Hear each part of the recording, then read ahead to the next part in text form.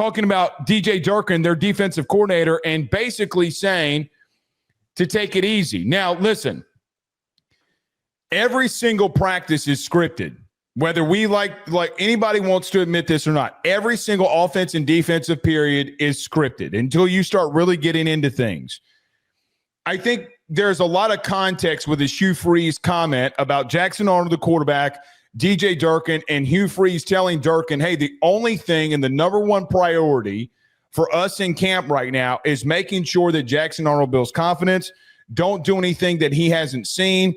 Just make sure that we're going base and getting stuff in here so that we can get some Jackson Arnold some confidence. But Joe, I got to be real with you. I don't know how much I like this comment, because when you get down to it, you're doing him a massive disservice. Are you, Jackson Arnold? Right. I assume we're getting into this topic fully right now. I mean, yeah, I okay. believe I'm so. just double checking. So apparently this whole conversation stemmed from a conversation between Cole Kubelik and Josh Pate, who Kubelik said to Pate that they were, as you just mentioned, that they instructed Durkin to make life easier for Jackson Arnold. So this was kind of scuttlebutt. This was not something that was reported on until somebody asked him, Hugh Freeze, today during availability. And his quote was, I also used to be very adamant the number one priority of practice is for our quarterback to leave the field confident. Yes. I'm going back to that this year. I think that the premise, and I want to be very clear about this, I am not telling Hugh Freeze how to coach. I know that there's going to be people in the comments that do that. I'm like, well, why don't you coach the team? Why aren't you a coach? I can't stand when we get those. It's very annoying. I understand his premise because last year he was awful at making sure that his guys were confident. I mean, he was throwing them under the bus in post-game press conferences when they played poorly. Every single guy, he was not doing anything to uplift them. And I spoke about how much that bothered me, that there was not this emphasis of, even with bad performances, to at least try and rally them. Bart Starr, I remember I read this book where Bart Starr told Vince Lombardi that you can't scream at me in front of the team, pull me into your office and scream at me there. You know, try to make that interaction where you're going to share that displeasure. Don't make it public. So I understand why he doesn't want his guys' confidence to sink. But at the same time, is softening what they're seeing in practice, is that really what's going to make Jackson Arnold better? No. I saw Jackson Arnold last year as a guy who, not because he was lacking confidence, but a guy who the minute that things weren't going well, crumbled. You know how you get better in adversity? You face more of it. I can't get with this. I don't like this philosophy at all. All right. Well, there's a couple of things that we need to understand about practices and college practices. They are all scripted. Yes. Okay. Yep. So there are a couple of things here. Coaches sit down before every practice and say, hey, offense, what do you want to work on today? X, Y, and Z. All right. Well, if you're going to work on X, Y, and Z, defense, what would you call on this? So everybody knows exactly what's going to be run. Everybody has the play sheet of what's going to be run and what they need to run. Every practice in the SEC is scripted. Every single one of them. When they go 11 on 11, like I was at LSU's full practice today, Joe, the entire thing was scripted. Guess what? Guess what the entire defense ran today? Cover one. They ran cover one. Okay? Like every single part of this was scripted. However, why do you – number one – I'm not telling Cole Kubelik what he should and shouldn't do, but if he's got that level of access, he's got to make sure that Cole, like, hey, listen, do not go out here saying this. There are things when you have sources that, Joe, that you do, and listen, you have been sitting in that exact chair when we're not on this show and I get a phone call and somebody on that other side of the line literally says, please don't repeat this, but, and then they – X, Y, and Z comes out. Okay, sounds good. At least I have the understanding of what's going on. I'm not saying Cole shouldn't have brought that up, but there does come a level of time where you got to protect, and there's things that you know that fans do not. I'm not going at Cole. He has the right to say whatever he wants to say. However, this is day one. It's day one. And I understand what he's saying in reference to building the confidence of Jackson Arnold. Joe, let's just be real right now. His entire career at Auburn might rest on the shoulders of Jackson Arnold or Deuce Knight for whatever it's worth. Mm-hmm. So I understand what he's trying to say. It tells me that there's a coach that's scared a little bit here. Like, why didn't you do that for Peyton Thorne then? Like, you're doing something. How did you go through 2 years of Peyton Thorne and then just magically remember that, well, the biggest thing that we need to do is build the quarterback's confidence? When did 2 years go by and you're just like, hey, okay, well, maybe we can try this out?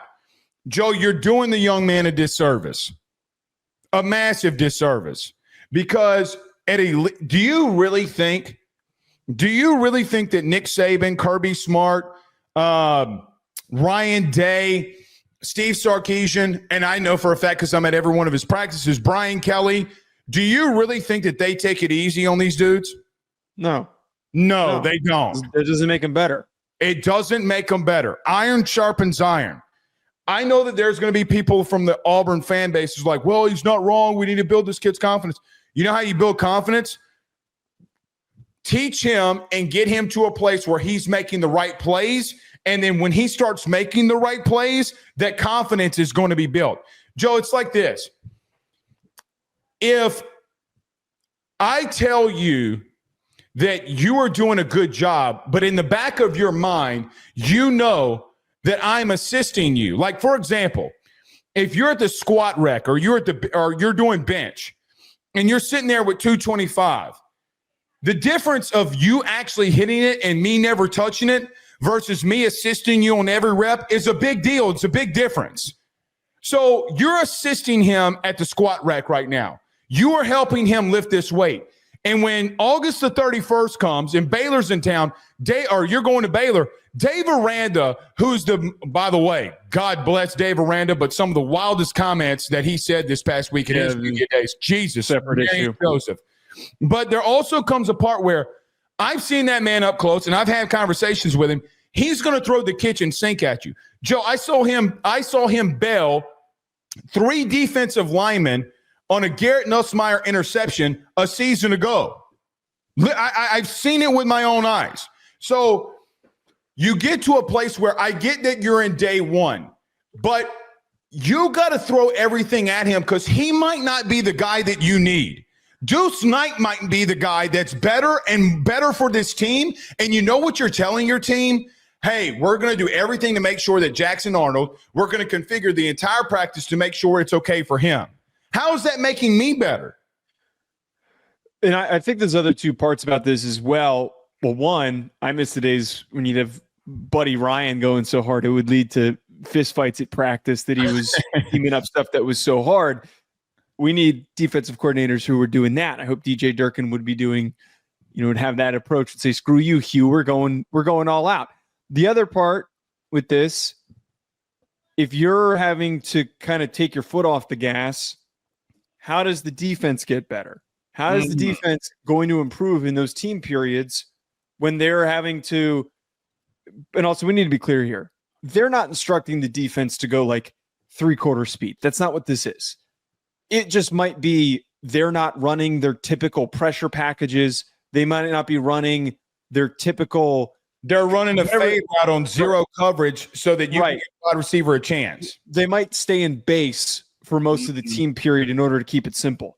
Anyone who's been in a training camp practice or has played the game of football in college understands that defense always has the advantage at the beginning of camp. They always do.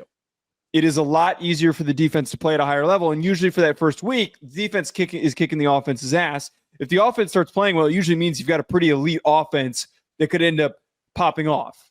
That could end up having a really big year. Mm-hmm. So if you're already telling this defense to take a step back and you're building this false sense of confidence, I think it's a disservice for the whole roster. I do agree with you. I think that's the underlying part about all this is that Hugh now understands he has to completely change his approach, and this is almost a last-ditch effort. He has to do whatever he can to buy time. He has to make sure Jackson Arnold wants to be there at the end of the season if things get rocky so they can just finish the the year on a high note so that he can buy himself more time. And the other part, too, I agree with. Deuce Knight, who I've said multiple times, might end up being better for this team and might have a DJ Lagway type of an effect if he steps in midway through the year to buy Hugh more time. Find out as soon as possible if Jackson Arnold has what it takes to be the starter for this team. Find out now. Don't wait until week 7 to figure that out. Right. Put him through the gauntlet. You did it with Peyton Thorne. Yeah. I mean, Joe, they literally did that. I mean, listen, again, they're all going to know what the defense and offense is running. And all the practice is going to be scripted. The plays defensively that are going to be run in team periods are given to Jackson Arnold before the practice starts. He already is going to know, right? Like this isn't something that he doesn't know. He knows what's coming. Now, he might not know in order because coaches are going to mix it up based off of, I saw today, Joe Sloan yelling to Blake Baker, the OC to the DC, 13, 13, 13. Okay, then he goes down his play sheet. They called number 13. They don't have it in order so that nobody knows exactly what's coming. Okay, but you're not doing him a great service in the sense of he's going to know what's coming, but at the same time, you got to put him in a position where even in day one that he faces some level of adversity because, Joe, this is it. This is it for him. I think that look, the girth comment, and listen to me, the girth comment is going to overshadow this exact conversation that you and I are having. It already is. Like, go look at the views on the girth comment versus him talking about Jackson Arnold. It's overshadowing it. By the way, the Barstool one's got 750,000 views right now. 750,000 views. No one's talking about the Jackson Arnold comment. So in a way, he's kind of I'm not saying getting away with it, but I would love to know more in depth the philosophy on this. Why aren't you trying to get your corners and DBs and safeties confidence? Why aren't you trying to put them in the best position to make plays? I do not understand this. I think that Hugh being an offensive guy, he wants his offense to look good, but that didn't stop Peyton Thorne. It didn't stop him. His confidence had nothing to do with him throwing in triple coverage. It had nothing to do with the amount of interceptions in your entire career that your quarterbacks have thrown in the SEC. Joe, no team has more interceptions thrown than a Hugh Freeze team in his time in the SEC. It does not exist. He leads, as a head coach, he leads the SEC in his tenure in turnovers. And Joe, we talked about this last year. They were a top 30 offense by yards. They kept turning the ball over. So you know that there's something there. Pressure makes diamonds. And Joe, you're doing this kid a disservice. I'm sorry. It beats the world out of me that you would do this and you would say this publicly. I think that ultimately too, blind confidence on the football field as a quarterback is just going to lead to more turnovers. 100%. How is a guy supposed to get ready and prepared to go up against the likes of the SEC and all these premier secondaries that he's going to see on the schedule? And you have a chance to go up against some really good football. This Auburn defense is going to be really underrated. We did our preview on them. They have a shot to be one of the better defenses in the SEC. Keldrick Falk bearing down on you because they run a stunt and the offensive line doesn't pick them up. And you maintain your poise and you complete a pass with a window closing down, that's how you build confidence. The confidence doesn't get built by getting it taken easy on you. I want to just kind of restate this, Blake, though.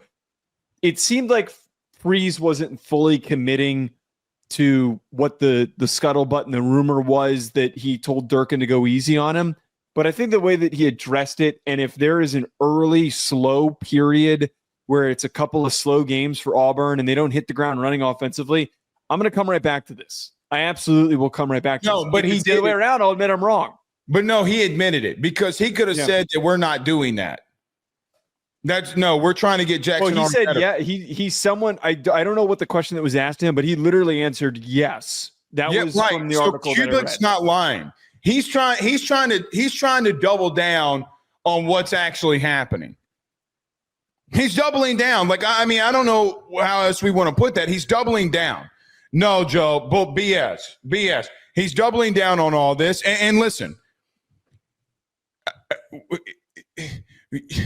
I don't mean this in a wrong way, but when you guys, meaning like you and Ryan, and y'all get into the draft analysis and you're like, man, this guy doesn't play with a lot of timing. Joe, the reason he's not playing with timing is for a lot of reasons. If I feel like if I'm Jackson Arnold and I got more time than realistically I really do, my timing's going to be off. Your timing will be off. You can't pity pat. You cannot be in a situation in fall camp where you're just taking this shit lightly. Mm-hmm. Now, let's see what happens, and we'll go from there. But here's the bigger thing coming out of that. Armani Daniels is not – or Ashton Daniels is not the second-team quarterback right now. It's Deuce Knight. That's interesting. I didn't know that. That's very interesting. He is the second-team quarterback right now. So, again, you going to do that for Deuce Knight? Hey, you know what builds confidence? Like you mentioned earlier, Joe, it's like when I lost 100 pounds or you lost a lot of weight or whatever you do. When you went through that adversity, it made you feel better about yourself having to overcome something.